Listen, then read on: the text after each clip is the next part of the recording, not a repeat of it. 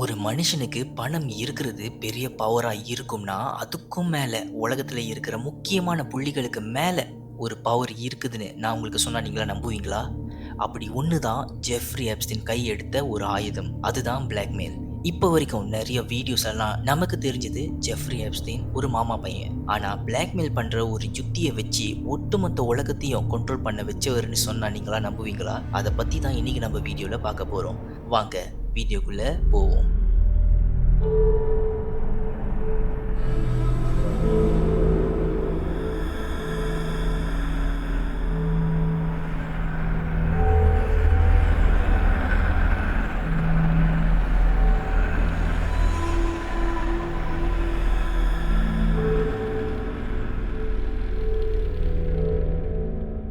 Jeffrey எப்ஸ்டீனுக்கு நிறைய பவர்ஃபுல்லான ஆட்கள் கூட கான்டாக்ட் இருக்குதுன்னு சொல்றாங்க.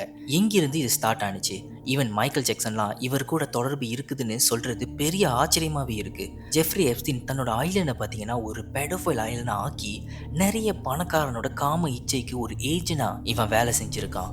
பார்ட்டின்னு சொல்லி எல்லாரையும் கூப்பிட்டு கூத்து கும்மாளம்லாம் அடிச்சு எல்லாரும் பண்ற செயல்களை ஜெஃப்ரி எப்ஸ்டீன் வீடியோ எடுத்திருக்கான்.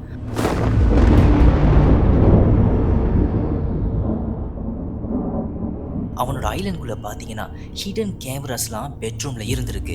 சீக்ரெட்டா ஒரு ரெக்கார்டிங் ரூமும் இருந்திருக்கு. அப்புறம் சர்வேலன்ஸ் சிஸ்டம்லாம் இருந்திருக்கு.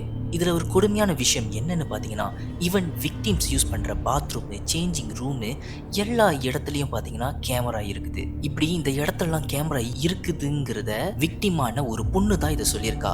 அதுவும் இல்லாம இந்த கேமரா வழியா தான் எப்போதுமே ஜெஃப்ரி எப்ஸ்டீன் எல்லாரையுமே பார்த்துக்கிட்டு இருப்பான்னு அவங்க சொன்னாங்க. இன்வெஸ்டிகேட்டர்ஸை பொறுத்த வரைக்கும் ஜெஃப்ரி எப்ஸ்டீன் பணக்காரனுக்கு பண்ற விஷயத்த ஒண்ணு விடாம வீடியோ எடுத்து அவங்கள பிளாக்மெயில் பண்ணதா ஒரு கூட்டம் சொல்லிக்கிட்டு இருந்துச்சு. பணத்தை தாண்டி பவரான ஆட்களை வந்து அவனோட பிளாக்மெயில் வழியா கைக்குள்ள போட்டான் ஜெஃப்ரி எப்ஸ்டீன்.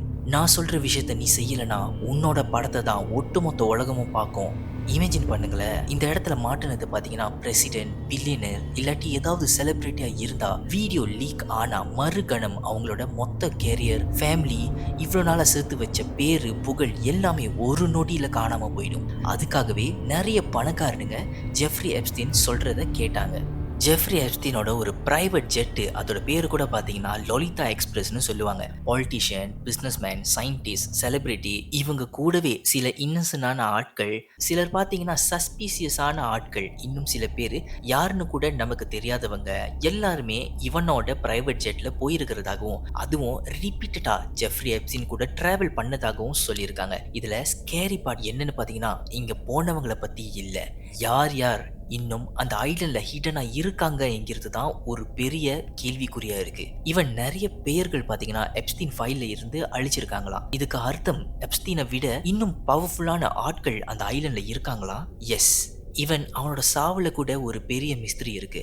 ஒருத்தன் சூசைட் பண்ணதா சொல்றது ஓகே, ஆனா வெறும் ஒரு துணியை வச்சு அங்க இருக்கிற பெட்டில் கட்டி ஃபோர்ஸ் பண்ணி சூசைட் பண்ணதா சொல்றது ரொம்ப ஒரு சீப்பான ரீசனா இருக்கு. ஈவன் ஒரு விஷயத்த வந்து ஜெஃப்ரி எப்ஸ்டீன் சாவுல பண்ண டாக்குமெண்ட்ரி சேனல்ல சொல்லியிருக்காங்க. இதுக்கு முன்னுக்கு, அதாவது இவன் சாவு நடக்கிற முன்னுக்கு ஜெஃப்ரி எப்ஸ்டீன் சூசைட் பண்ண முயற்சி பண்ணா. அதுக்கப்புறம் அவனை நிறைய எக்ஸ்ட்ரா கேரோட பாத்துக்கிட்டாங்க. அப்புறம் பாத்தீங்கன்னா ஒரு சைக்காலஜிஸ்ட் வந்து ஜெஃப்ரி கிட்ட பேசினாங்க.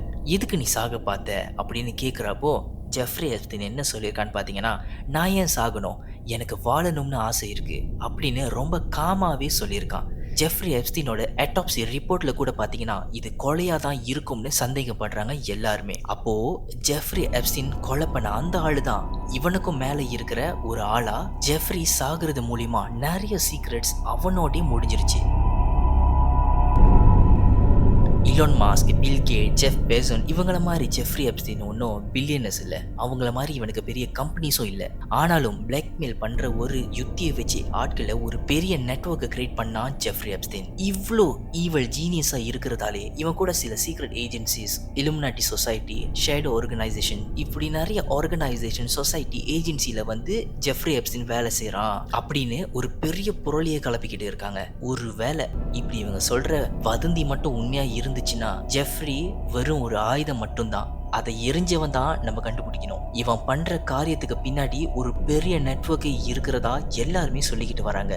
ஒருவேளை இந்த நெட்வொர்க்கை அழிக்கலனா அடுத்த ஒரு எப்ஸ்டீன் கண்டிப்பா பிறப்பான். History will repeat once again.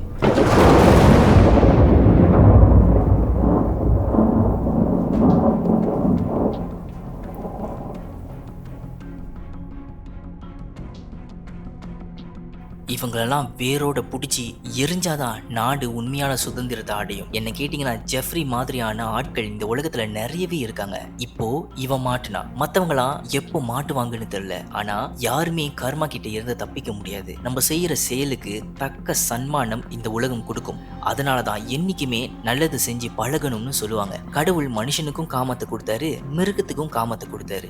ஆனா காடுகள்ல மிருகங்கள் கூட சேஃபா இருக்குதுன்னு எனக்கு தோணுது. இவங்கெல்லாம் ஒவ்வொரு வாட்டி பாக்குறப்போ நிறைய கேசஸ் யூடியூப் டிக்டாக்ல பாக்குறப்போ பாத்தீங்கன்னா மனசுக்குள்ள வழிகளை தாண்டி நம்மளாம் உலகத்தை இப்படி நாசம் பண்ணிக்கிட்டு இருக்கோம்னு எனக்கு தோணுது. நம்மளாம் சொல்ற வில்லன்ஸ், பேய்கள், பிசாசு, ஆத்மா இப்படி நிறைய டார்க்கான கிரீச்சர்ஸ் மேல இருக்கிற பயத்தை தாண்டி மனுஷனுக்கு மேல உள்ள பயம் தான் அதிகமாவே இருக்கு. இந்த கேஸ்ல இன்னும் அதிகப்படியான உண்மை கூடிய விரைவில் வரும்னு சொல்லியிருக்காங்க கவர்மெண்ட். விக்டிம்ஸை தாண்டி அந்த ஐலண்ட்ல உல்லாசமா இருந்த அத்தனை பேருக்கும் தக்க தண்டனை வழங்கப்படணும். சின்ன வயசுல விக்டிம்ஸா அனுபவிச்சது இவங்கெல்லாம் சாகுற வரைக்கும் உறுத்திக்கிட்டே தான் இருக்கும். அந்த வழிக்கு ஒரு மருந்தா தண்டனைகளை சீக்கிரமா அமல்படுத்தியே ஆகணும். இவன் இப்போ ஜெஃப்ரி செத்தது கூட பொய்யா இருக்கும்னு ஒரு தியோரி ஓடிக்கிட்டு இருக்கு.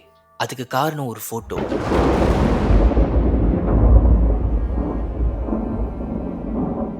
ரீசெண்டாக வந்து ஒரு ஃபோட்டோவில் பார்த்தீங்கன்னா ஜெஃப்ரி எப்ஸ்டீன் முடியெல்லாம் வளர்த்துக்கிட்டு தாடியெல்லாம் பெருசாக வளர்த்துக்கிட்டு ஒரு கூலிங் கிளாஸ் போட்டு நடந்து வர ஒரு பிக்சர் வந்து கண்டு எடுத்திருக்காங்க.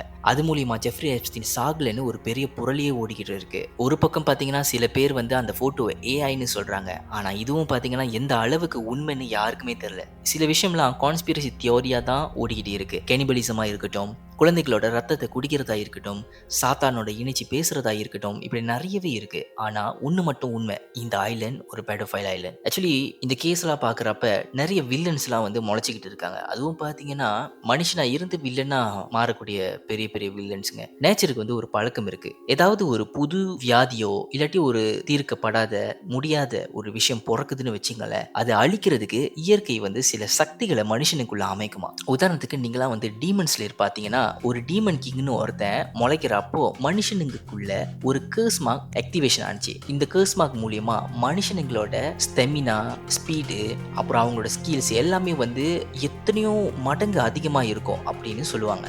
அந்த ஒரு கர்ஸ் மார்க் பார்த்தீங்கன்னா அது வந்ததுக்கு காரணமே டீமனை அழிக்கிறதுக்கு ஒரு ஈக்குவலான எனர்ஜி தேவைப்படுது. அந்த ஒரு எனர்ஜி மனுஷனுக்குள்ள பிறக்கணும்னு சொல்லிட்டு தான் இந்த ஒரு கர்ஸ் மார்க் ஆக்டிவேஷன் நடந்துச்சு. அந்த மாதிரி ஒன்று நம்மளோட உலகத்துக்கும் வரணும். அப்படி வந்துச்சுன்னா இப்படிப்பட்ட ஆட்களை அது அழிச்சே ஆகணும். இது எல்லாத்தையும் பார்த்தீங்கன்னா இயற்கையே ஒரு நாள் டிசைட் பண்ணட்டும். அது வரைக்கும் நம்ம காத்துக்கிட்டே இருப்போம். அடுத்த வீடியோவில் உங்களை சந்திக்கிற வரைக்கும் டாடா பாபாய் ஃப்ரம் டிகேட் விஷன்.